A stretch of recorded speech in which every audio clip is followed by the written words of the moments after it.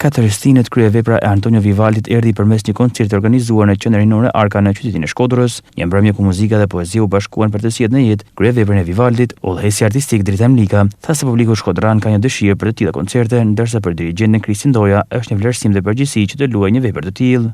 Aktiviteti sotëm është i lidhur me aktivitetin e ansamblit harçeve Harmonia Albanika, me cilin ka 2 vjet që bashkëpunojmë me profesor Lorenza Tëvanin dhe me një pjesë të muzikantëve të qytetit tonë, si dhe nga rrethet, gjithashtu kena dhe instrumentista që vinë nga Tuzi.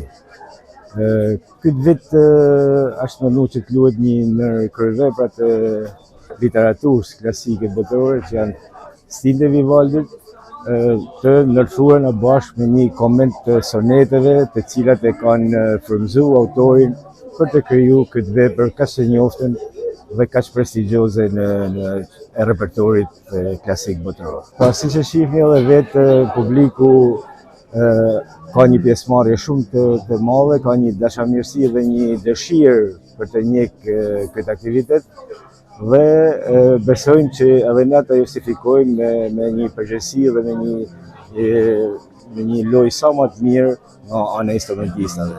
Atëherë sot kemi Katërstinët e Vivaldit, është një pjesë sidomos për dirigjentat pak e vështirë, por mendoj që kam fatin dhe privilegjin që të luaj me ansamblin e harçeve Harmonia Albanika, e cila është udhëhequr nga profesor Lorenzo Radovani, fal besimit të tij.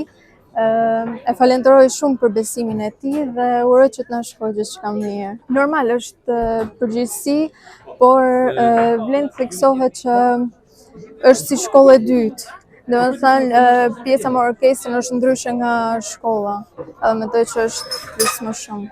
Sidomos Shkodra normal që e ka interesin, sidomos për muzikën klasike. Mendoj që do kemi edhe pjesëmarrje të lartë siç e shikoni dhe uroj që t'i kënaqem.